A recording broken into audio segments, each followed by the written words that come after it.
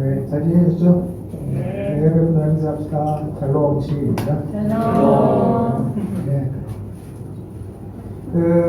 하노이에서 우리 예배 드릴 때 45분인가 50분 정도에 제가 사장님 들었던 기억이 나니까 나는데 풍경에서 예배 드리니까 더 지각을 하시는 거예요. 집이 가까우면 지각을 하고 집이 멀면은 정신 없다고 그런 얘기가 있는데 네. 좋은 소식이 있습니다. 다음 주부터 저희 하노이에서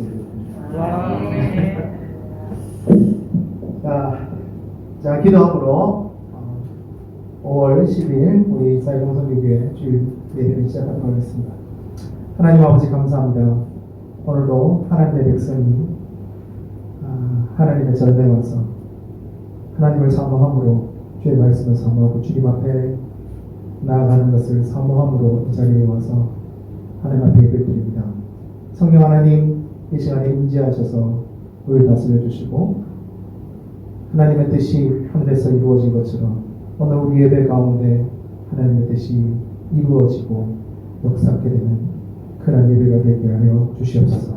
역사하신 주님 믿고 예수님 이름으로 기도합니다. 찬송가 28장입니다.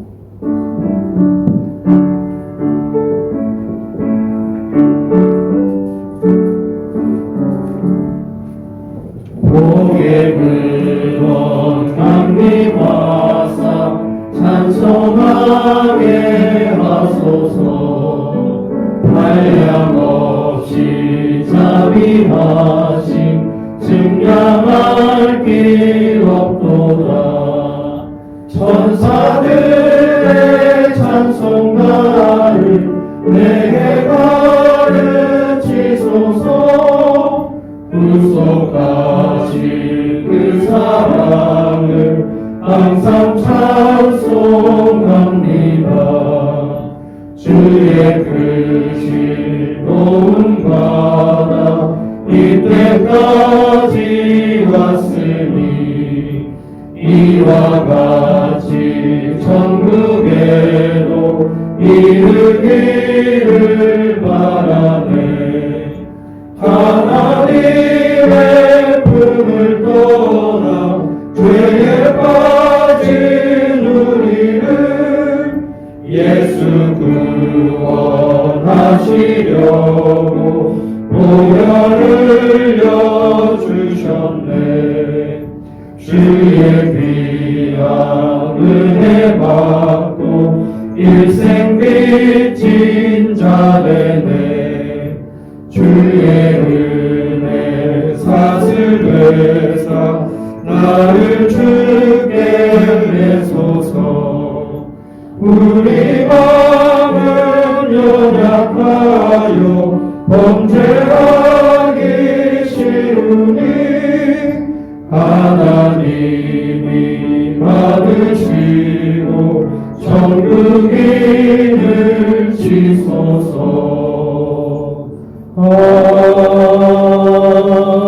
아멘.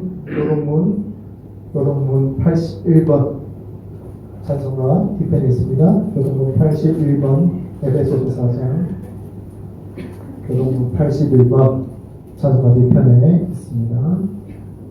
에베소서 4장 81번 교독하시겠습니다. 그러므로 주 안에서 갇힌 내가 너희를 권하노니 너희가 그리스도를 받는 일에 합당하게 행하여 모든 겸손과 온유로 하고 오래 참음으로 사랑 가운데 서로 용납하고 평안의 은혜를 줄로 성령이 하나님의 하시는 주소서. 몸이 하나요 성령도 한 분이시니 이와 같이 너희가 그리스도의 한 소망 안에서 주를 받느니라. 주도 한 분이시요 믿음도 하나요 세례도 하나요. 하나님과 한 분이시니 곧 만유의 아버지시라. 같이 읽겠습니다. 만유에 계시고 만유를 통일하시고 만유 가운데 계시도다. 아멘. 신앙 고백하시겠습니다. 전능하사 천지를 만드신 하나님 아버지를 내가 믿사오며 그의 아들 우리 주 예수 그리스도를 믿사오니 이는 성령으로 잉태하사 동금녀 머리에 나시고 본디오 빌라도에게 고난을 받으사 십자가에 못 박혀 죽으시고 장사기 사람의 죽은 자 가운데서 다시 살아나십니다. 하늘에 오르사 전능하신 하나님 편에 앉아 계시다가 주께서 산자와 죽은 자를 심판하러 오시리라. 성령을 믿사오며 거룩한 공회와 성과 설교 통하는 것과 죄를 사하여 주시는 것과 몸이 다시 사는 것과 영원히 사는 것을 믿사옵나이다. 아멘. 찬송가 545장.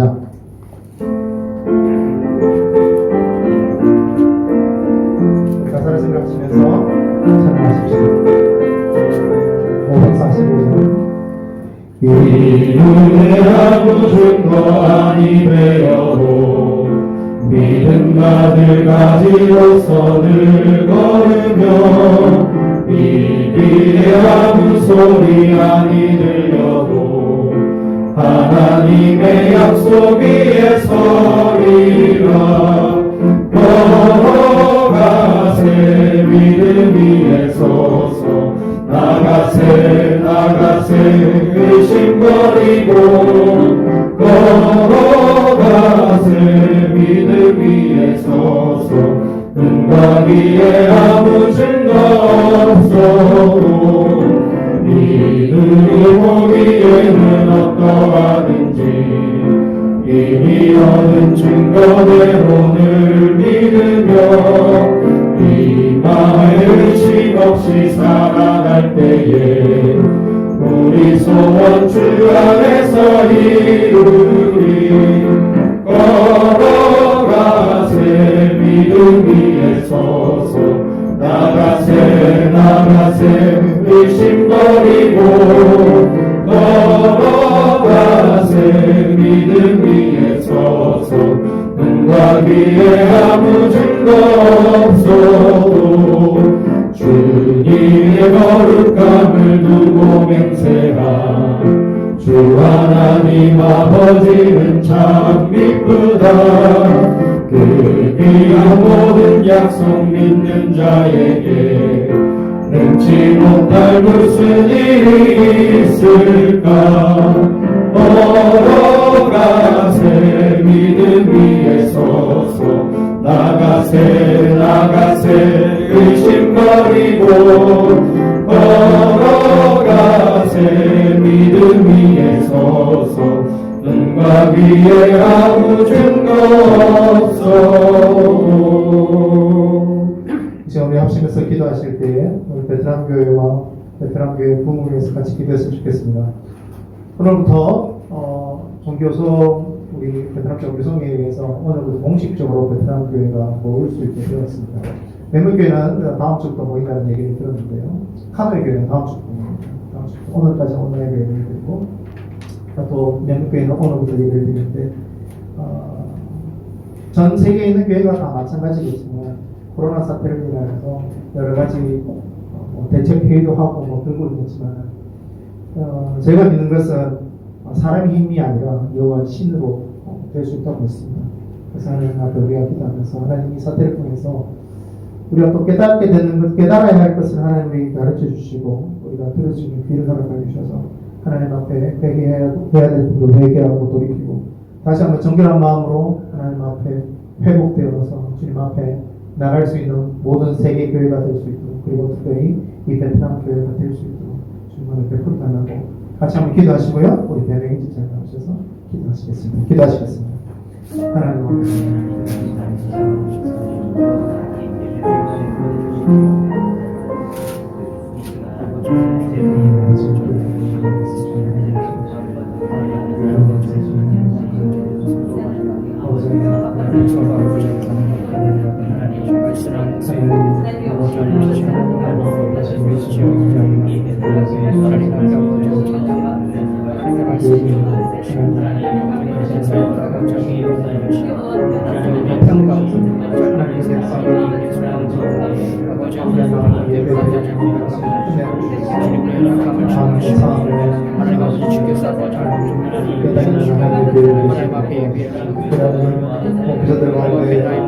다시 한번 하나님의 비전의 말씀을 하나님 이사들을 위한 그리고 남사들을 위한 하나님 시대를 위한 하나님의 세상 부하게 부족합니다. 하나님의 정리의 역사로 주님 역사하여 주셔서 하나님 땅에서 믿음을 지키고 복음을 지키고 있는 하나님의 백성을 기억하여 주십시오. 때로는 손해를 보고 때로는 자기의 믿음의 대가를 치르면서 하나님의 믿음의 믿음의 역사를 지켜나가는 하나님의 사랑입니다.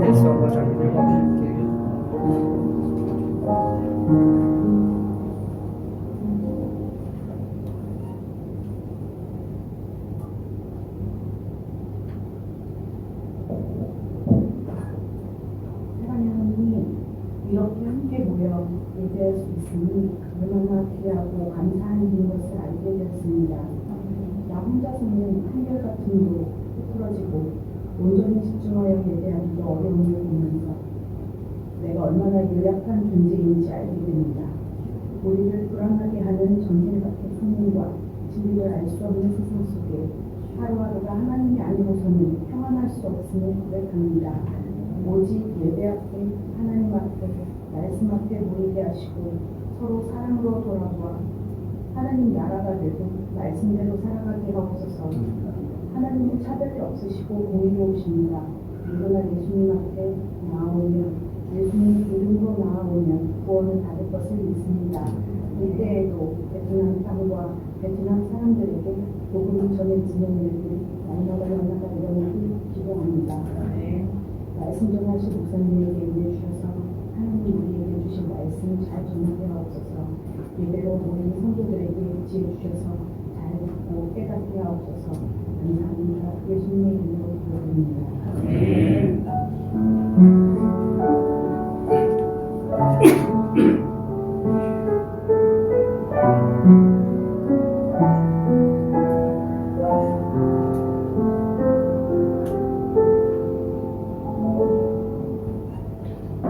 네, 말씀 보시겠습니다. 출애굽기 2장 23절에서 25절.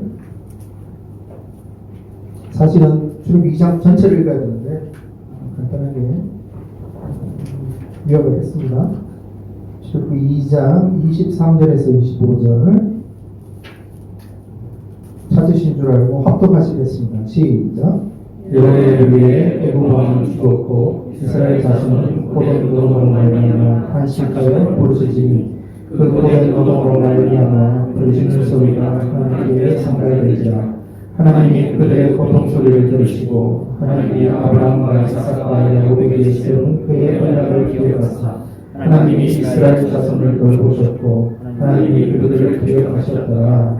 아멘. 오늘 시간 우리 특별히 이제 특별 손님을 초청했는데 박영훈 집사님 나오셔서 축성해 주시겠습니다.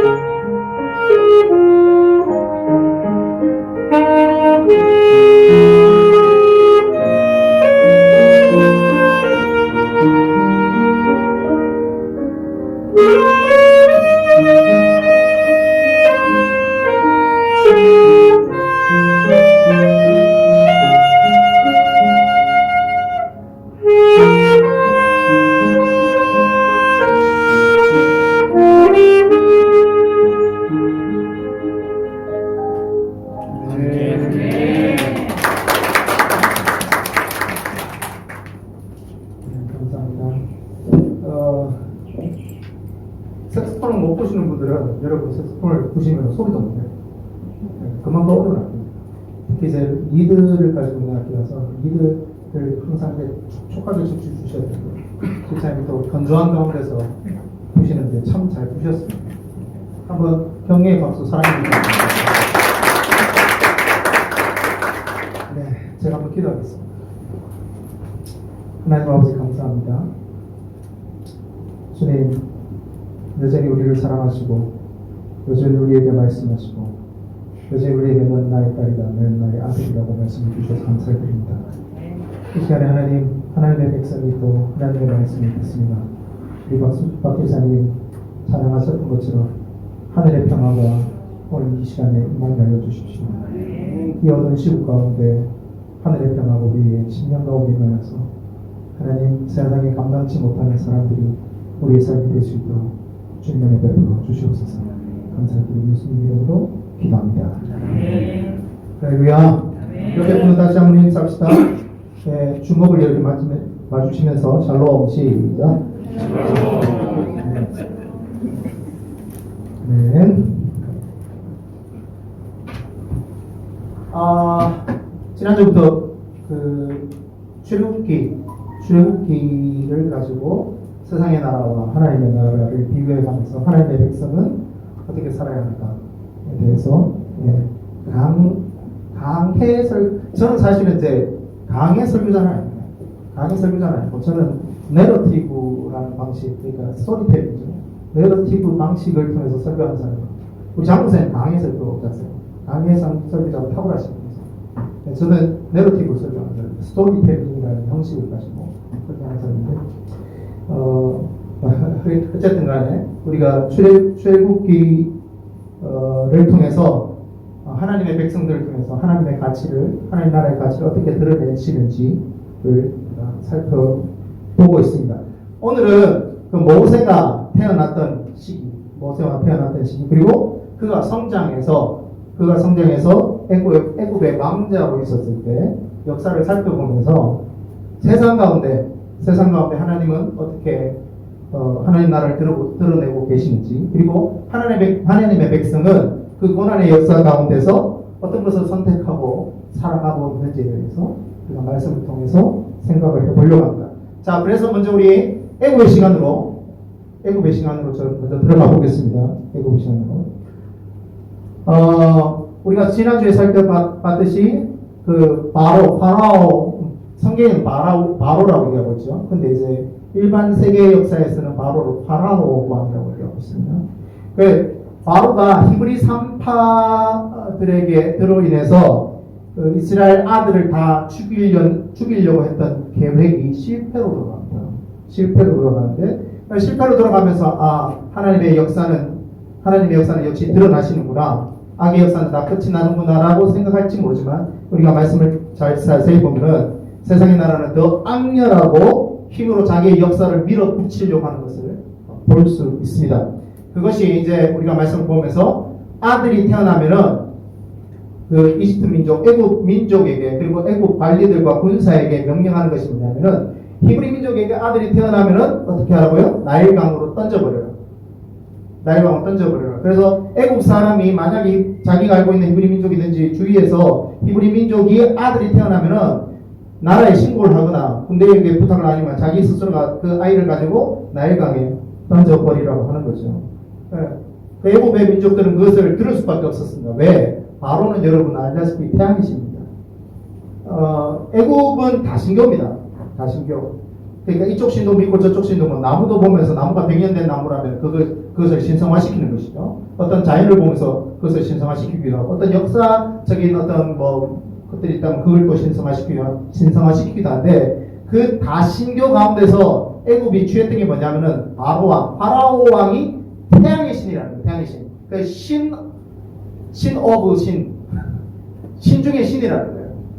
사실은 신 중의 신은 하나님이시죠. 근데 바로는 그 애굽의 그 나라는 그 바로를 신 중의 신이라는 그 정책으로 그 많은 사람들이 그 당시 지중해에 있는 많은 나라들도 마찬가지고 많은 사람들이 모든 정책과 정부의 행정과 그 다음에 종교는 같이 일치했어요. 이해가시죠? 사람이 살아가는 데 있어서 신을 믿고 종교 생활하는 것은 일상생활에서 절대 떨어질 수 없는 그런 삶이었습니다. 그리고 그것이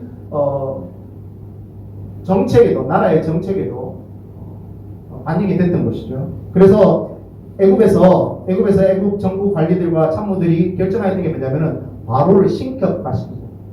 바로를 신격화시켜서 다른 나라와 비교해서 이 바로는 그 중에 신 중에 신이라고 얘기를 하고 또 그런 어떤 정책을 종교 정책과 문화 정책을 펼쳐나가는 것입니다. 그래서 많은 사람들이 바로를 생각할 때 태양의 신 이라고 생각합니다. 어떠한 것과 비교될 수 없는 그런 막강한 신으로 생각되었던 것이죠.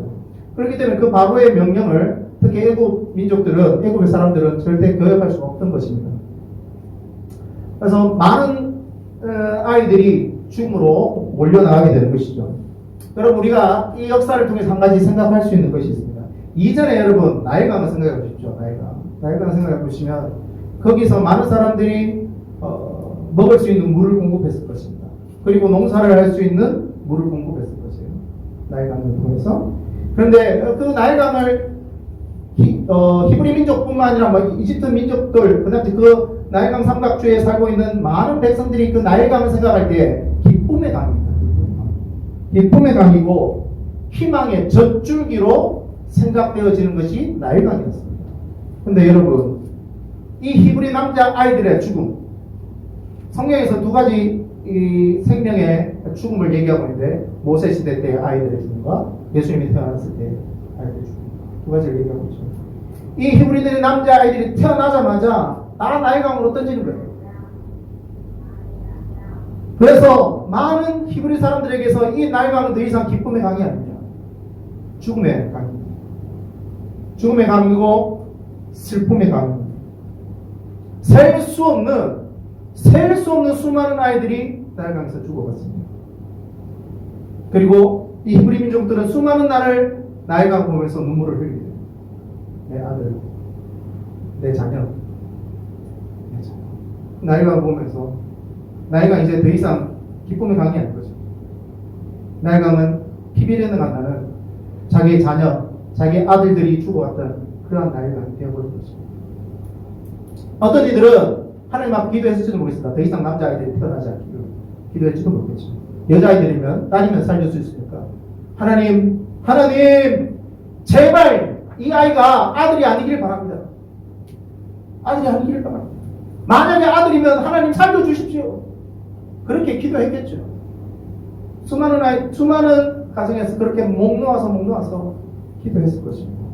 하지만 우리가 역사를 통해서 알다시피 남자아이들은 태어나게 되고 그 아이들은 애굽의 군인과 애굽의 간부들을 통해서 처참히 죽어나갔습니다. 히브리 백성들은 이 역사의 사건을 보면서 하나님 어디 계십니까? 하나님 살아계십니까? 하나님 지금 이 역사 가운데 이 시대 가운데 하나님 과연 살아계십니까? 라고 목매어서 하나님을 불렀던 사람들이 있었을 것입니다.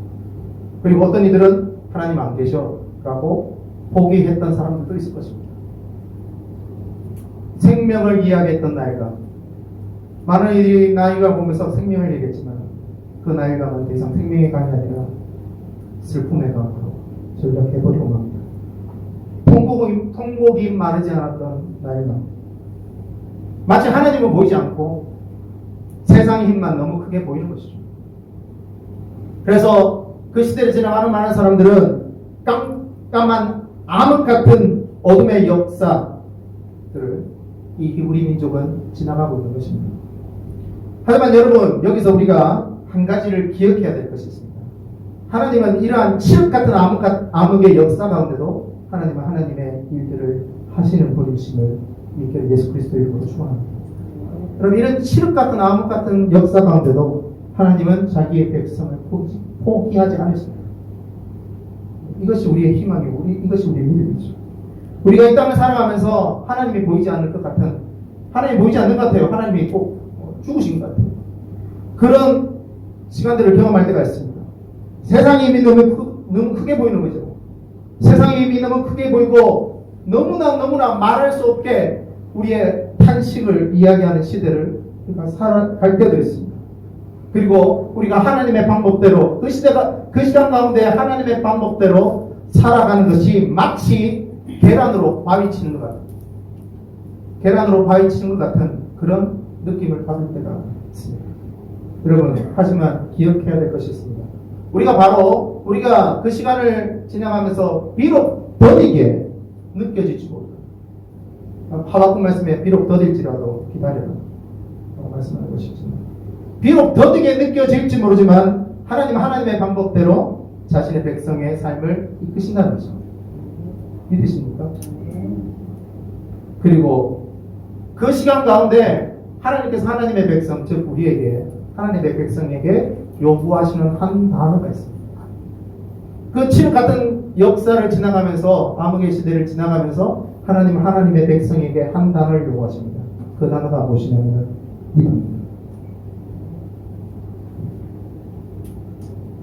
이런 칠흑 같은 역사에서, 이런 칠흑 같은 히브리 역사, 그리고 이집트 역사에서 하나님은 하나님의 나라를 드러내시고 있습니다. 그리고 하나님의 역사는 한 가정으로 초점을 맞추고 있습니다.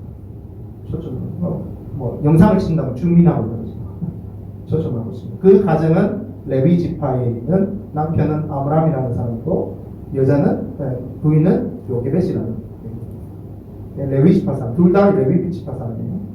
하나님의 역사의 조명은 그 가정으로, 이 칠흑 같은 역사 가운데서 그 가정으로 조명을 주고 있습니다. 아므람의 그 가족, 아므람과 요게벳의 가족에는 이미 한 남자아이와 한 여자아이가 있습니다. 여자아이의 이름은 미리암이라는 여자입니다. 남자는 우리가 잘 알고 있는 아론이라는 아이. 이미 두 아이가 있었어요. 근데 이 가정에, 이 어두운 역사를 지나가면 이 가정이 또한 한 아이를 더 얻게 됩니다. 자기가 원했든지 원치 않았든지 한 아이를 더 얻게 됩니다. 그리고 그 한 아이를 놓게 됩니다. 놓을 때 불행인지 다행인지 모르지만 사내 아이가 있습니다. 많은 사내 아이들이 그 시대에 죽어나갔습니다. 사내 아이들이 태어났다면 신고를 하고 또 애국 군인들과 관료들이 와서 그 아이를 붙잡고 어디로 던집니까? 나일강으로 던져버립니다. 나일강에 여러분 악어가 살고 있었어요. 그리고 수많은 위협적인 동물들이 살고 있었어요. 그래서 어떤 부모들은 자기 아들이 그 악어 밥이 되는 장면을 직접 보았거든요. 여러분 우리 아들이랑 어떨 것 같습니까? 제가 신영이 어릴 때 기억납니다. 신영이 어릴 때 만약에 그렇게 죽어나갔다면 아마 정신이 반 좀 돌지 않을까 라는 생각을 해봤습니다. 그러면 역사 가운데 이 가정은, 이 레위 지파 한 가정은, 아브라함의 가정은 이 아이를 살리기로 결정합니다. 그리고 3개월을 지나고 나서 아이가 커서 더 이상 키울 수 없는 그런 지경까지 가는 것을 우리가 말씀을 통해서 알려주죠. 자, 여러분 잘 보세요. 이 레위 가정이 아이를 살렸단 말이에요. 근데 살리는 것이 여러분 쉬운 게 아니에요. 만약에 이 살렸다는 것을 애국 관료와 애국에 있는 이집트에 있는 정부 관료들이 알았으면 어떻게 되는 줄 아세요? 부부도 처참당하고, 부부만 처참당하는 것이 아니라 이미 있는 아들과 딸이 다 죽어요. 아론과 미리암도 다 죽는 거예요. 자기 가정뿐만 아니라 자기 친척까지 다 죽을 수도 있는 그런 위험을 감수하고 이 아들을 살리기로 결정하는 거예요. 쉬운 일이 아니에요. 한 아이가 죽는 것은 한 생명이 죽는 것이나 한 아이 때문에 자기의 가족이 다 죽을 수도 있습니다. 지금 내가 사랑으로 키워온 이 딸의 미리암과 아들 아론도 죽을 수 있단 말이에요. 그런데 이 가정은 믿음으로 이 아이를 살리게 됩니다. 쉬운 결정이 아닙니다.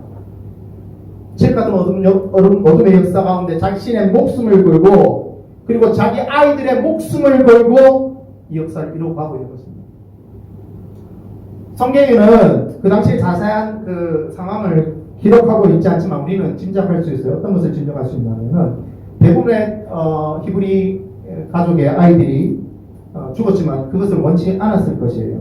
하지만 이 가족은 자기가 죽음에 처하더라도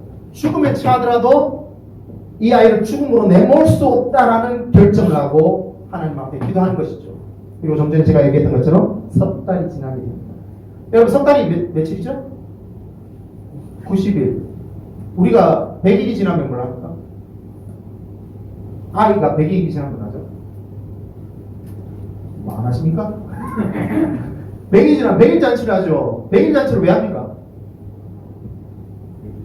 예, 아이가 100일이 지나면은 이제 병으로부터 위협이 없다는 거예요. 건강하게 자랄 수 있는 아이가 되었다는 겁니다. 100일 전에는 아이가 언제든지 죽을 수 있는 그런 위험 상황 가운데 있는 거예요. 그래서 100일이 지나고 나서 이 100일이 지났다는 것은 이 아이가 살 수 있는 시간이 지났다는 거예요. 그래서 100일 잔치를 하는 거예요. 그래서 그냥 금반지를 받기 위해서 할 게 아니고 그런 거죠. 그래서 석 달이 지났습니다. 약 100일 가량이 지났습니다. 아이는 더 이상 육체적으로 신체적으로 강건할 수 있는 그런 시간이 지난 것입니다. 그리고 더 이상 이 가정은 이 아이를 숨길 수 없는 지경까지 이릅니다.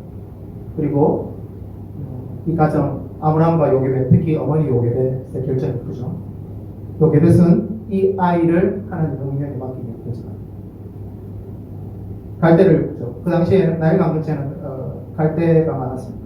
갈대를 딱 갈대를 꺾어서 상자를 만듭니다. 그리고 역청과 나무의 진. 역청은 여러분 뭔지 아시죠? 그 석유나 아니면 석탄 같은 것을 가공해서 만들어내는 그런 것을 역청이라고 해요. 그 당시에는 나일강에 석유가 있었겠죠. 그리고 석탄 같은 게 있었겠죠. 그런 것을 가공해서 어떤 물질을 만들어내는 겁니다. 나무의 진은 뭡니까? 송진이죠. 현악기 하는 사람들, 그리고 투수들 쓰는 송진. 역청과 송진을 그 갈대 상자에 바르는 것입니다. 받아서 두 가지 이유가 있습니다. 하나는 물이 들어오지 않게 하기. 두 번째는 사람의 냄새가 상자 밖으로 빠지지 않게. 왜냐하면 나일강에 사람의 냄새가 났을 때 동물의 위협으로부터 보호하기 위해서 두 가지 의미가 있는 것이죠. 그래서 역청과 송진을 갈라서 나무 상자를 만들고 그 상자 안에 아이를 집어넣습니다. 그리고 나일강으로 떠나보냅니다. 그리고 그들은 기도했을 것입니다. 하나님 이 아이를 하나님의 손에 맡기고. 사실은 우리가 자녀를 키우고 있는데 저도 자녀를 키우고 있는데 여러분 잘 생각해 보십시오. 우리가 뭐가 힘이 있어서 우리 자녀로 만들어낼 수 있습니까? 자녀는 하나님께서 우리에게 주신 선물입니다. 한 가지 분명히 기억해야 되면 자녀는 나의 자녀가 아닙니다. 자녀 우리의 자녀가 아니에요. 자녀는 하나님의 자녀입니다. 하나님께서 그 자녀를 부르실 때 언젠가 하나님께서 그 자녀를 부르실 때 우리는 준비해야 됩니다. 하나님의 손에 맡겨드립니다. 하나님께서 그 자녀를 언젠가 콜링하실 때 하나님 이 자녀는 내 자녀입니다. 나는 절대 놓아주지 못합니다라고 이야기하는 것이 아니라 하나님 이 자녀 하나님의 자녀였습니다. 그리고 하나님께서 우리 가정에게 위탁해 주신 선물입니다. 하나님의 때에 나는 이 자녀를 하나님의 손에 맡깁니다. 라는 고백이 우리의 삶에 있어야 되죠. 근데 참 우리는 연약하죠. 그 자녀를 손에 놓고 절대 떼주지 못합니다. 절대 안 돼! 라고 얘기할 때가 많죠. 왜? 그 자녀를 생각할 때 나의 인생과 나의 시간이 보여주고 나의 수고가 느껴지고 꼭 나 자신과 같은 그런 느낌들이 있기 때문에 여러분 기억하십시오. 우리의 인생의 주인도 하나님이십니다. 그리고 우리의 자녀의 주인도 하나님이십니다. 언젠가 하나님께서 우리를 부르시고 또 우리 자녀를 부르실 때 그분의 손에 맡겨드려야 합니다. 하나님은 이 가정, 레위 가정, 특히 여인 요게벳의 결정에 하나님의 나라에 초점을 맞추십니다. 그리고 이 한 여인의 결정을 통해서 이스라엘의 역사를 움직여 가고 계신 것입니다. 저번 주에 제가 말씀드렸죠. 모세가 태어났던 시대의 파라오 왕은 두토모스 1세라고 말씀드렸습니다. 기억나십니까? 네, 두토모스 1세라고 말씀드렸어요. 두토모스 1세는 왕후를 통해서 황후를 통해서 자녀가 있었습니다. 그 자녀는 딸 한 명이 있어요. 딸 한 명. 오늘 우리가 말씀해 볼 수 있는 공주죠.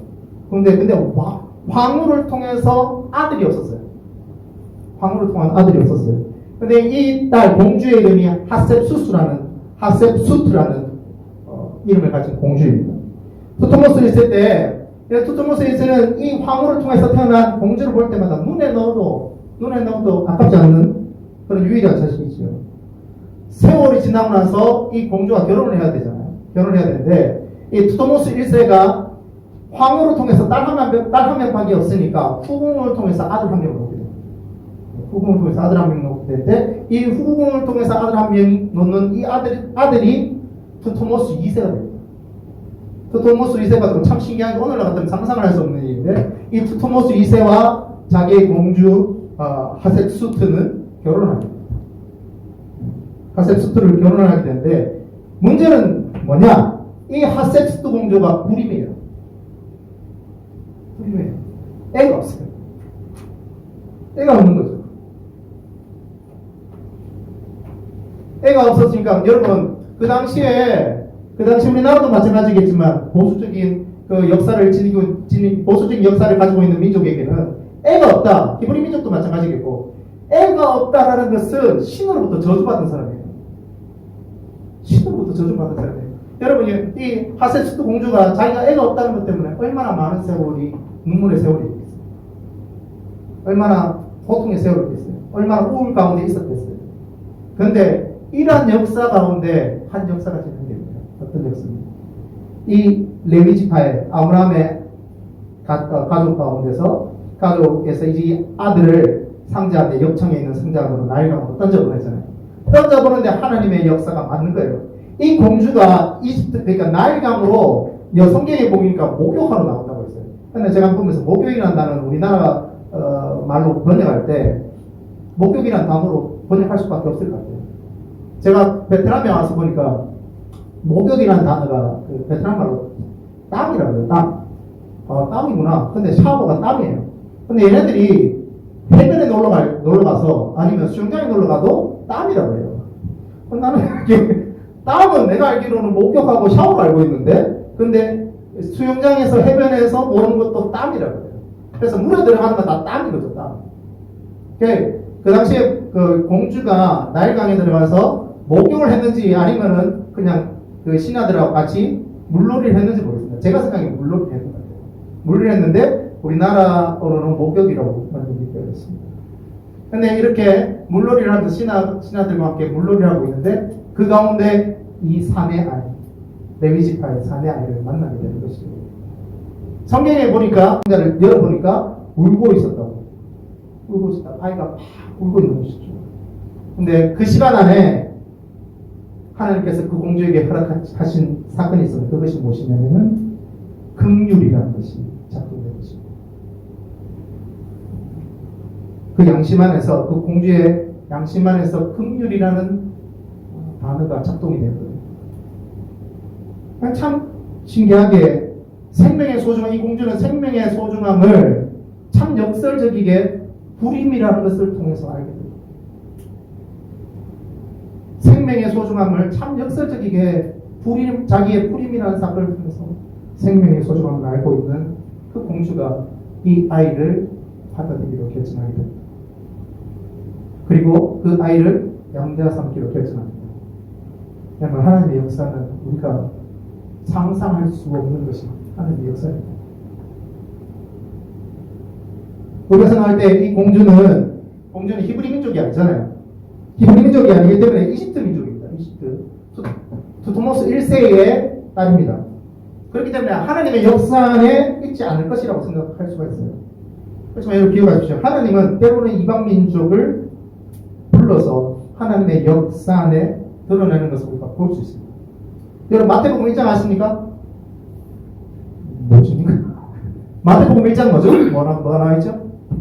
나코. 제가 제일 처음에 그 청소년 때, 중학생 때 돼서 성경의 신약을 읽어보고 있어요. 구약을 읽어보면 상당히 재밌어요.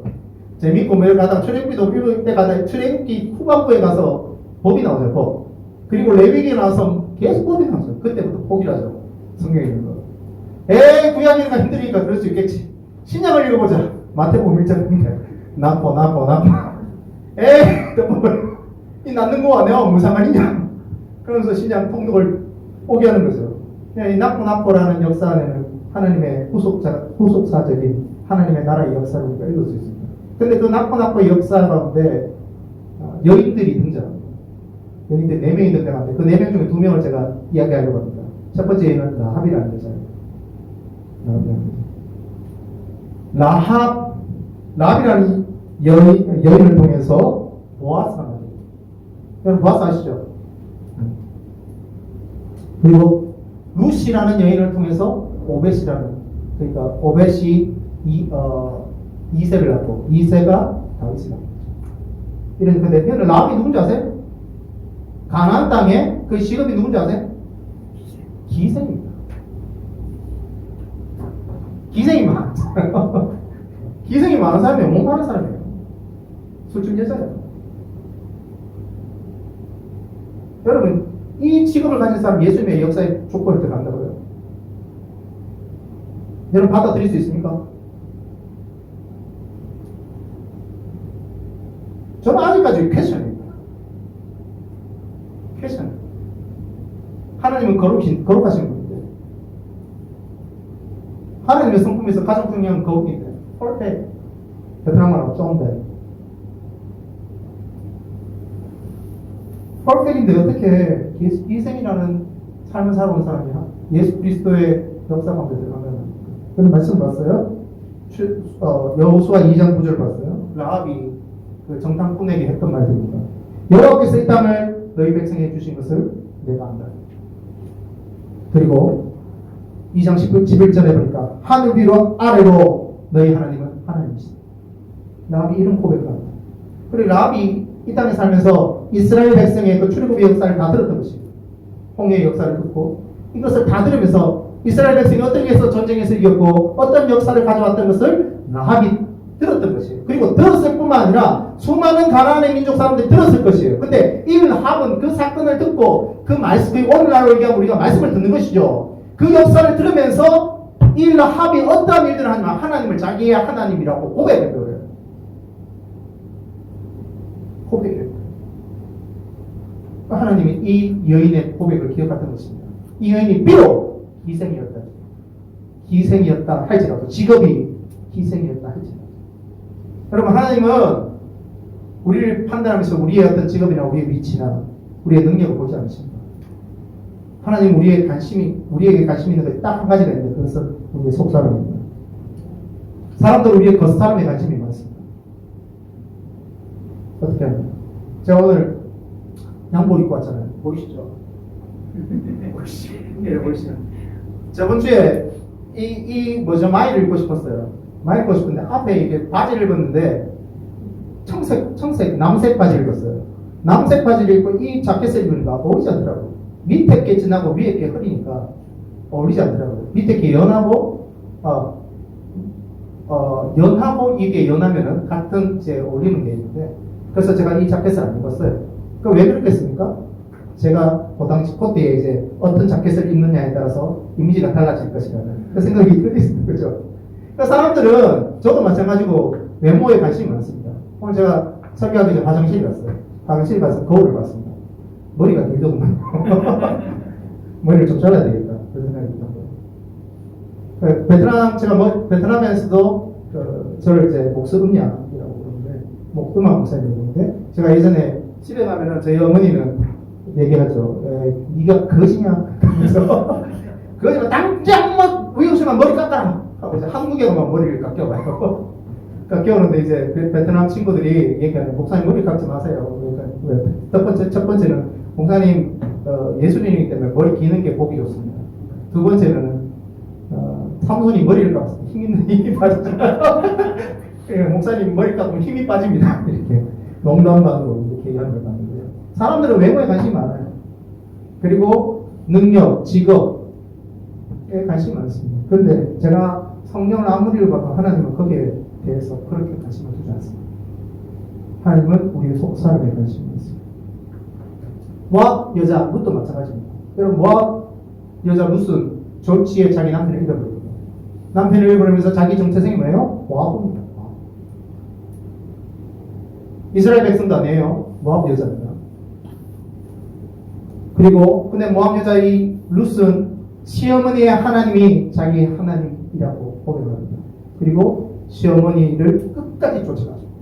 끝까지 쫓아가고 시어머니 하나님을 자기 하나님으로 고백하고 그 하나님의 뜻에 맞추어서 살아가기로 결정합니다.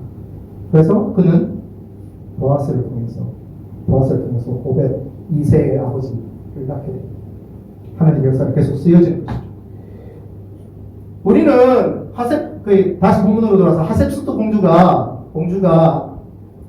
하나님을 믿었는지 하나님을 믿지 않았는지 성경에서 기록되지 않고 있기 때문에 알 수 없습니다. 모세가 자기 어머니에게 자기 어머니에게 하나님을 얘기했을 수도 있을 것이고 아니면 또 다른 사람에게 하나님을 들을 수도 있을지도 모르겠습니다. 그렇지만 성경에는 기록되지 않고 있기 때문에 우리가 판단할 수 없습니다. 그렇지만 한 가지 알 수 있는 것은 하나님은 이 여인을 기억하셨다는 거예요. 하나님이 이 여인을 기억하고 하나님의 역사에 쓰셨다는 거예요. 여러분 이스라엘 민족이라고 해서 하나님을 다 경외한 것이 아닙니다. 북이스라엘에서 가장 악랄한 왕이 누군지 아세요? 대표적으로 악랄한 왕 아합입니다. 아합이 왜냐면은 바알신을 섬겨요. 바알신 그 전에 있었는데 바알신은 공식적으로 수입을 해요. 바알신은 풍요의신입니다. 풍요의신인데 그 바알신이 어떤 신이냐면은 바알 사제들과 여인들이 그러니까 제의적 행동, 그러니까 우리나라로 지금 우리로 얘기하면 예배를 드리고 제사를 드리는 거. 이게 뭐냐면 바알신과 바알 여인들이 성적 관계를 맺어요. 성적 관계를 맺고 바알의 남 사제들이 설정을 합니다. 설정을 할 때 바알의 신이 감동한다는 거예요. 이해가세요? 감동해서 하늘에서 비가 온다는 거예요. 이게 뭐냐면은 그 당시 1차 산업시대이기 때문에 바알의 신을 섬기면은 대박 맞는다는 거예요. 농사를 잘 하셨다는 거예요. 그렇기 때문에 그 당시에 아합시대의 지주권에 있는 모든 나라들이, 대부분의 나라들이 바알의 신을 믿습니다. 그리고 북이스라엘도 아합시대 때 공식적으로, 그 전에 바알 신이 있었긴 했지만 공식적으로 바알의 신을 수입해요. 근데 여러분 아십니까? 하나님 제일 싫어하는 게 생명이 죽어나가는 거예요.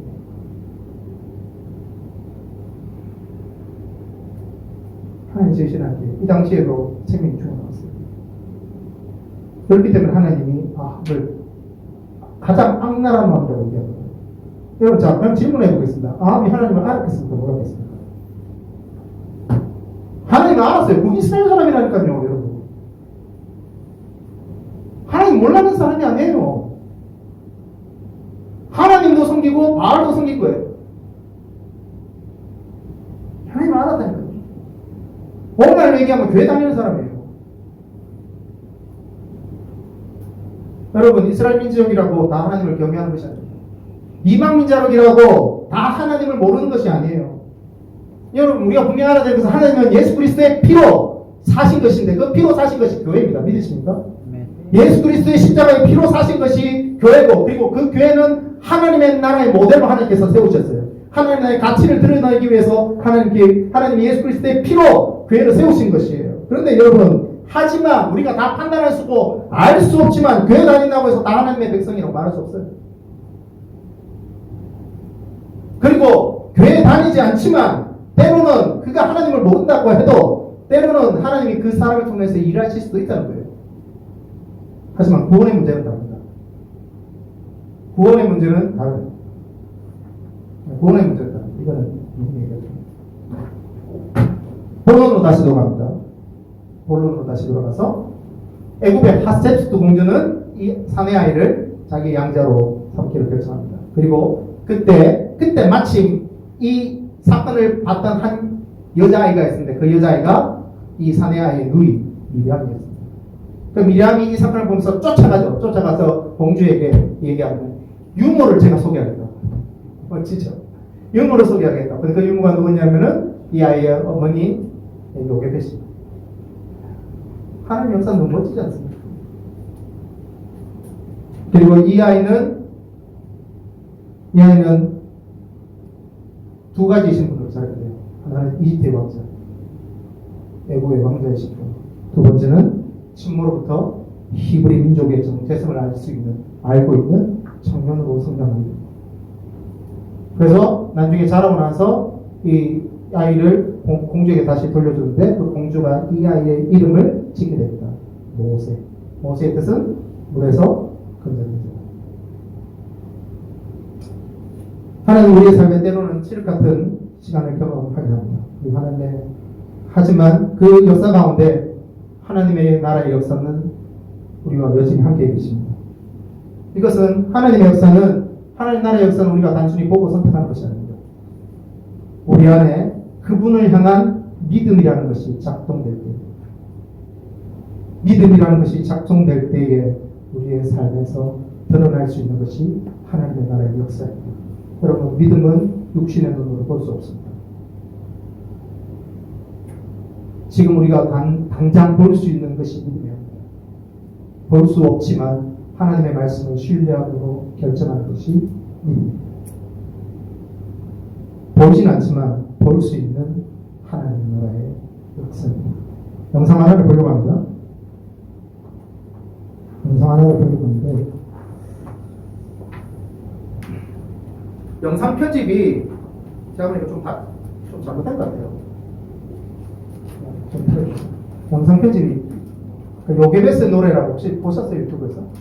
네, 요게베스 노래인데 영상 편집이 보니까 나일강에서 막 삼재가 와 따로 떠들어요. 얘는 왜 안 열릴까요? 이제 열리기 시작합니다.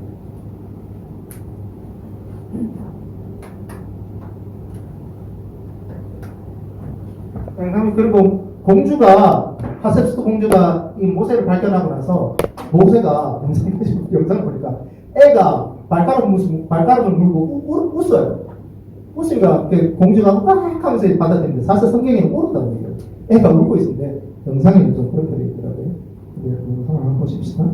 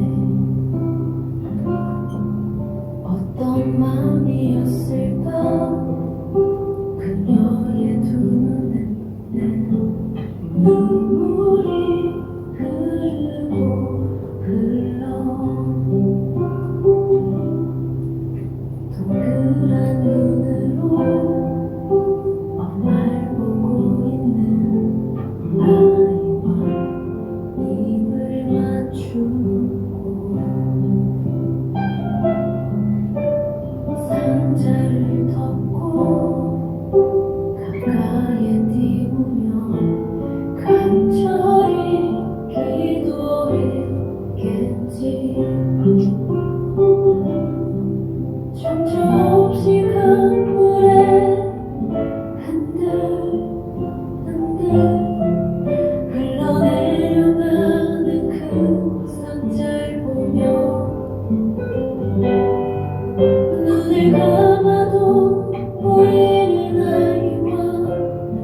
눈을 맞추며 주저앉아 눈물을 흘렸겠지. 너의 삶의 참 주인, 너의 참 부모이신 하나님 그 손에 너의 삶을 맡긴다. 너의 삶의 참 주인, 너를 이끄시는 주 하나님 그 손에 너의 삶을 드린다.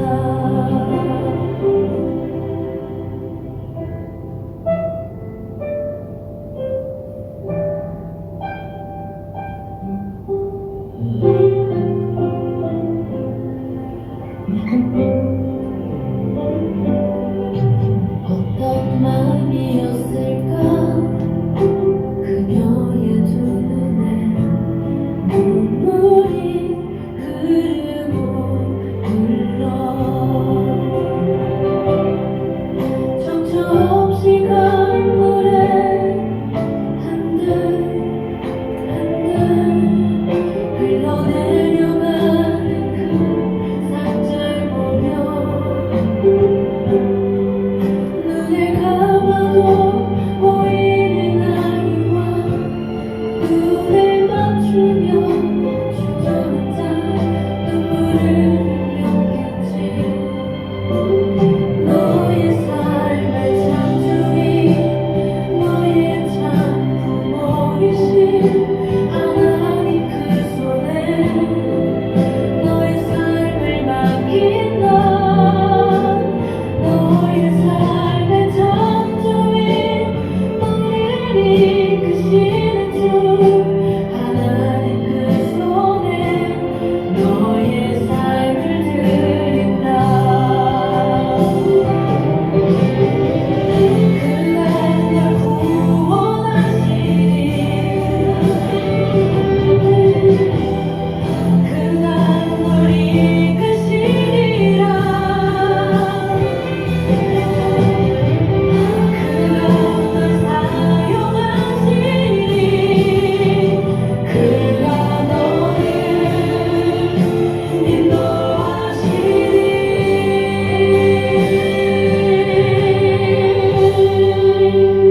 너의 삶의 참 주인, 너의 삶의 참 주인, 너의 참 부모이신 하나님 그 손에 너의 삶을 맡긴다. 너의 삶의 참 주인, 너를 이끄시는 주 하나님 그 손에 너의 삶을 드린다. 너의 삶의 참 주인, 너의 참 부모이신 하나님 그 손에 너의 삶을 맡긴다. 너의 삶의 참 주인, 너를 이끄시는 주 하나님 그 손에 너의 삶을 드린다. 어떤 마음이었을까. 공부하시면 집에 가서 찾아보시면 됩니다. 시간 좀 지나갔지만 좀 계속 말씀을 이어나가겠습니다. 여러분 이게 뭐죠? 무엇입니까? 세계신적, 세계신적. 베트남이겠죠? 여기 있습니다. 네. 지금 이 역사가 쓰여졌던 곳은 어디죠? 이집트입니다. 여기 있습니다.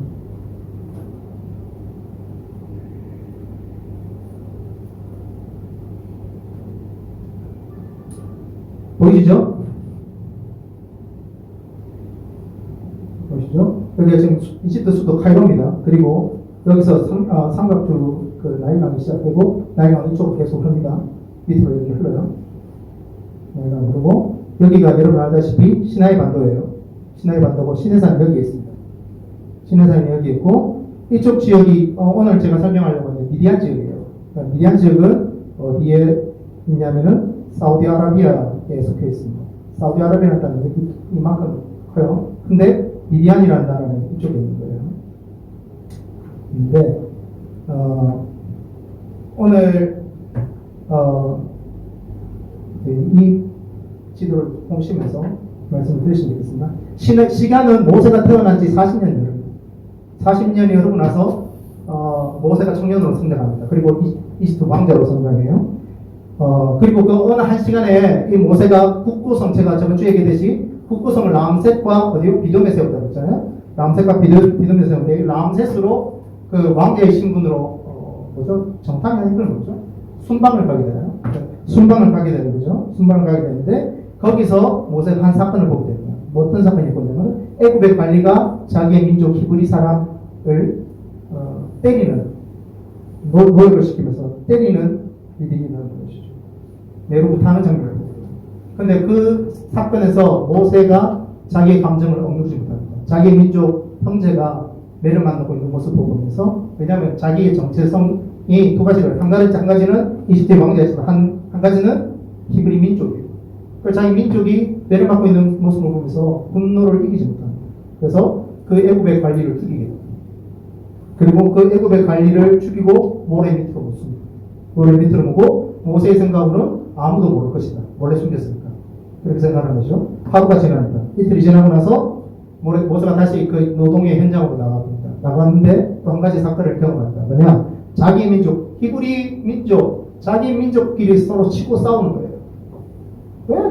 그런 식으로 하여튼 자기 민족끼리 서로 치고 싸우는 거예요. 그래서 모세가 그 가운데 가서 말리는 거죠. 왜 당신들이 같은 민족끼리 지금 노예로 살면서 같은 민족끼리 서로 사랑하고 위하고 살아야 되는데 서로 싸우고 난리냐? 그렇게 얘기하는 거죠. 근데 그들의 대답이 이상한 대답을 합니다. 당신이 누군데 우리에게 이런 말을 하냐? 우리가 당신을 재판관으로서 재판관으로 삼았냐? 우리는 당신과 상관이 없다. 그리고 한 가지 더 얘기를 합니다. 어제 우리가 봤다. 당신이 애국 관리를 죽이고 모래 밑으로 묻는 것을 봤다. 당신 오늘 우리를 때려 죽이고 또 모래 밑으로 묻으려고 하느냐? 우리를 또 죽이려고 하느냐? 이 얘기를 그들에게 듣게 됩니다. 모세는. 그리고 모세가 얘기하면서 일이 탈로났다. 큰일 났다. 라고 얘기하면서 미디안 땅으로 여기가 무슨 람셋입니다. 람셋인데 여기가 미디안 땅이에요. 그 람셋에서 이렇게 걸어가서 미디안 땅으로 도망간다. 여러분, 제가 여기 이 말씀 보면서 질문이 하나 있었어요. 질문이 뭐냐? 이집트 모세의 신분이 이집트 왕자잖아요. 근데 애국 이집트 관리 한 명 죽였다는 것 때문에 왜 도망을 갈까요? 좀 이해가 안 갔어요. 여러분 이해 가십니까? 단순히 그 관리 한 명 죽였다는 것 때문에 왕자의 신분인데 왜 도망을 갔을까요? 역사 이해가 필요합니다. 아까 전에 말했듯이 투토모스 1세는 그 왕후를 통한 그 아들이었고 공주만 한 명만 있다고 했습니다. 그 공주는 그 투토모스 1세가 왕후가 아니라 후궁을 통한 아들을 얻게 됩니다. 그러니까 투토모스 2세입니다. 투토모스 2세와 하셋수트 공주가 결혼하게 됩니다. 결혼하는데 하셋수트 공주는 불임입니다.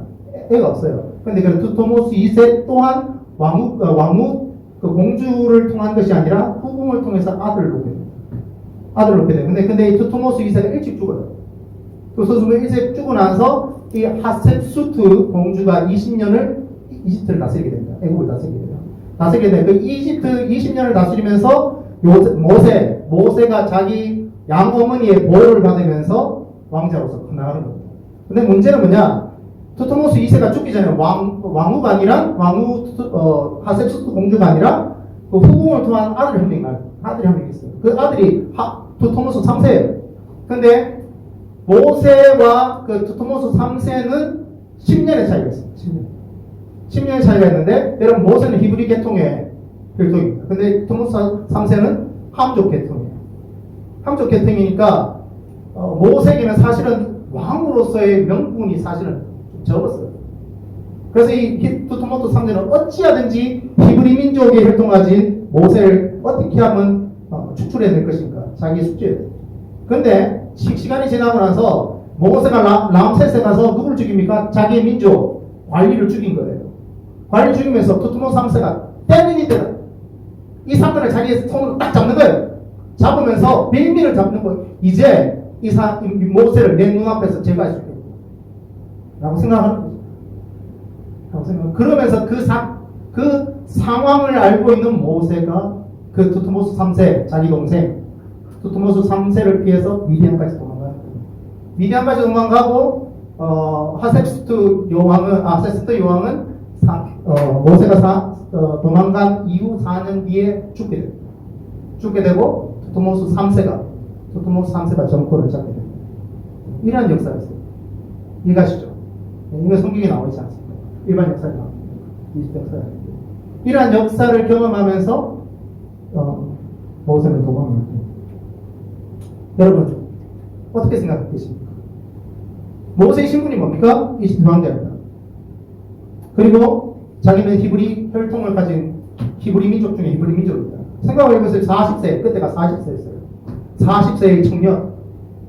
모세가 생각할 때 자기는 히브리 이집트 왕자이고 애굽의 왕자이고 히브리 민족이고 그 어머니로부터 자기 민족을 얘기를 들었을 때 열정이 있었어요.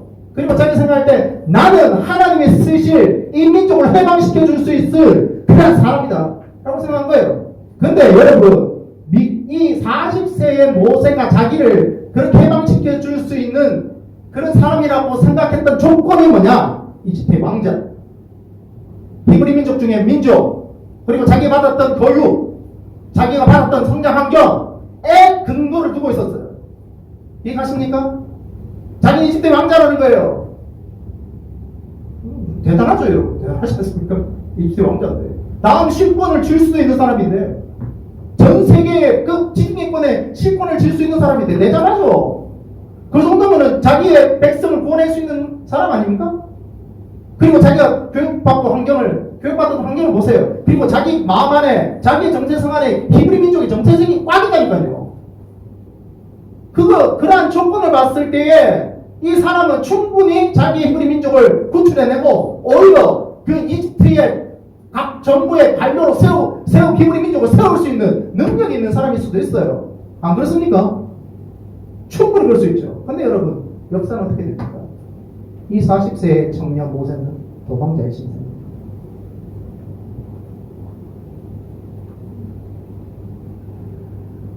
도망자의 신세입니다. 람세스에서 미디안까지 갑니다.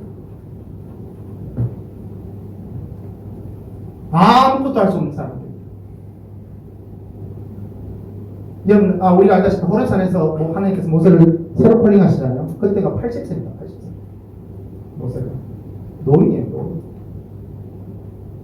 아무것도 할 수 없고 미디안 광야에서 여러분 지도를 가지고 보시면 여기 다 광야예요. 산이고 시내산처럼 다 산이에요. 광야예요. 광야. 광야에서 뭘 할 수 있겠습니까? 이 카이로에서 이쪽에서 카이로에서 정말 최신식 도시의 문명을 공부했던 사람이, 왕자로서의 문명을 공부했던 사람이 람세스 도망가서 40년 동안 양의 똥만 치고 있는 사람인데 뭘 하겠어요? 뭘 하겠어요? 근데 여러분 기억하십시오. 모세가 자기의 능력과 자기의 직분과 자기의 어떤 오늘 얘기하면 스펙을 얘기하는 거죠. 스펙을 생각할 때 자기가 히브리 민족을 구원할 수 있다고 생각하는데 하나님은 하나님의 방법은 완전 다른 반대였어요. 그렇게 스스로가 할 수 있다고 얘기할 때 하나님은 그것을 사용하지 않았어요. 80세의 노인 그냥 염소똥만 치고 있는 그 80세의 노인 스스로가 생각할 때 나는 아무것도 할 수 없는 사람이다. 이미 뻔뻔한 자이다라고 우리가 고백하잖아요. 그때 하나님이 모세를 콜링해요. 그리고 하나님께서 그 40전에 이집트 땅에서 왕자로서 교육받았던 건 나중에 80세 이후에 났습니다. 아무것도 할 수 없다라고 고백했을 때 하나님께서 그의 재능을 났어요. 여러분, 하나님의 나라는 하나님의 백성, 세상 나라 가운데 살아가는 하나님의 백성, 자기 스스로가 할 수 있다고 생각하고 자기의 지위를 보고 자기의 명예를 보고 자기의 돈을 보고 아니면 학업과 졸업장이 주는 능력을 보고 하나님의 백성은 때로는 나는 할 수 있다 라고 얘기할 때가 있습니다. 그럼 여러분 기억하십시오. 하나님 절대 그것을 통해서 일하시는 분이 아닙니다. 그것을 사용하시는 분이시긴 하지만 그것이 본질이 아닙니다. 그것이 본질이 아니라 하나님의 백성이 하나님의 백성이 될 때, 하나님의 백성이 하나님의 통치를 받을 때 하나님은 하나님의 백성을 쓰십니다. 오늘 본문 읽었습니다. 말씀 마치려고 합니다. 본문 읽었어요. 하나님은 백성의 탄식의 소리를 들으십니다. 히브리 민족의 백성의 탄식의 소리를 듣고 있어요. 실패 가운데 빠져있고 나가 고통하고 있는 그 백성의 소리를 들었어요. 여러분, 하나님의 때는 이때입니다. 우리가 하나님 앞에 우리가 할 수 없음을 이야기하고 우리의 고통의 소리를 하나님 앞에 기도로 승화시키고, 하나님, 우리가 고통 가운데 있습니다. 하나님, 내 비전이 없습니다. 나는 아무것도 할 수 없는 존재입니다. 하나님, 우리를 불쌍히 보십시오. 라고 우리의 가슴을 찢고 진정한 하나님 앞에 소리 지르고 말할 때 하나님은 하나님의 역사를 시작하십니다. 실패가 빼어져 있고 이제 자기는 자기 자신의 정체성은 왕자가 아니라 도망자이고 아무것도 할 수 없다고 얘기하는 하나님은 모세를 하나님은 다시 호령하십니다. 하나님 나라의 역사로 다시 호령하십니다. 사랑하는 성도 여러분, 지금 이 순간 여러분과 저는 어느 역사를 통과하고 계십니까? 기도하시겠습니다.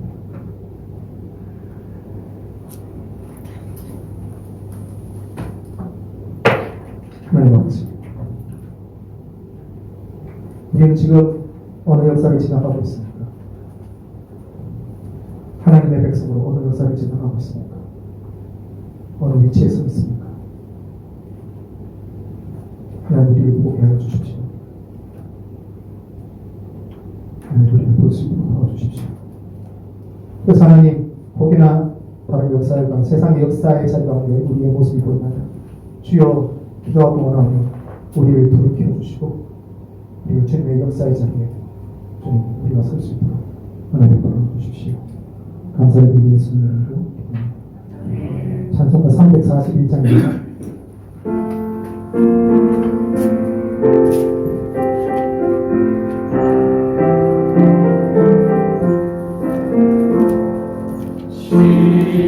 십자가를 내가 지고 주를 따라갑니다. 이제부터 예수로만 나의 보배 삼겠네. 세상에서 부귀영화 모두 잃어버려도 주의 평안 내가 받고 영생 복을 받겠네. 주도 곤욕당했으니 나도 곤욕하리. 세상 사람 난 사람 예수 진실합니다. 예수 나를 사랑하사 빛나 얼굴 보이며 원수들이 미워해도 염려할 것 없겠네. 내가 핍박당할 때에 주의 품에 안기고 세상 무초 나갈수록 많은 위로받겠네. 주가 주신 기쁨에 기뻐할 것 무엇냐. 주가 나를 사랑하니 기뻐할 것뿐일세. 아멘. 기도하시겠습니다. 하나님 아버지, 감사합니다. 오늘도 우리에게 말씀해 주셔서 또한 들을 수 있는 기회 주셔서 감사합니다. 주님, 기도하는 것은 우리의 삶에서 하나님의 나라의 역사를 드러낼 수 있도록 주님 끝까지 우리의 삶을 인도해 주십시오. 그리고 하나님 오늘 시간에 또 우리가 동일하게 우리의 재정을 주님 앞에 드립니다. 소원하고 기도하는 것은 이 재정이 사용되어 있는 곳에 하나님의 나라의 가치가 들어가게 하시고 하나님 미랄처럼 겨자씨처럼 누룩처럼 쓰여질 수 있는 재정이 될 수 있도록 주님 안수하시고 축복하여 주시옵소서. 역사하신 주님을 믿고 예수님 이름으로 기도합니다.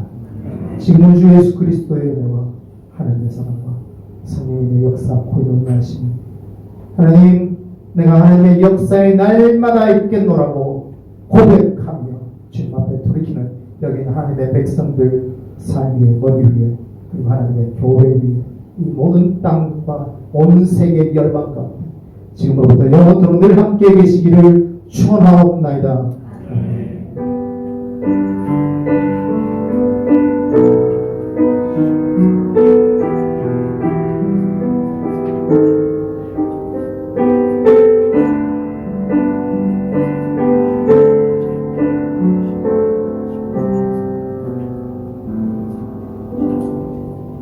아멘. 옆에분들 다시 동일하게 인사합시다. 샬롬. 시작. 네.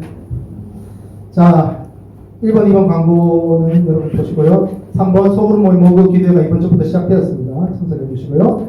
4번에 제가 이거 어제 작성했던 거예요. 현지교회가 이번 주부터 다시 모이기 시작했습니다. 저희도 카노이교에서 다시 모일 수 있게 기도 부탁드립니다. 라고 어제 작성했는데 오늘 아침에 연락이 와서 모일 수 있다고 연락이 왔습니다. 그래서 다음 주부터 카노이 교회 10시 45분부터 찬양으로 예배가 시작됩니다. 10시 40분 여러분 예전처럼 들어가시면 됩니다. 차량 담당하실 분들 차량 담당하시고 또 이렇게 운영위에서 또 돌아보겠지만 자기 잡으로 다시 돌아가시면 됩니다. 돌아가셔서 예전처럼 예배를 드릴 수 있도록 해주시면 감사하겠습니다. 예배 마치고 식사는 없습니다. 혹시 식사를 원하시는 분들은 자유롭게 나가셔서 식당에서 식사하시면 됩니다. 아니면 집에 가셔서 식사하셔도 되고 코로나를 위해서 지금 아직까지 전 세계 코로나가 끝이 나지 않았습니다. 끝이 나지 않았는데 전 세계가 끝이 나야지 끝이 옵니다. 백신이 개발되어야 된다 그런 얘기도 있지만 하여튼 계속해서 여러분 지구촌을 위해서 해주시면 감사하겠습니다. 혹시 제가 빠진 광고가 있을까요? 네, 없으시죠? 네, 그러면 우리 집으로 가겠습니다.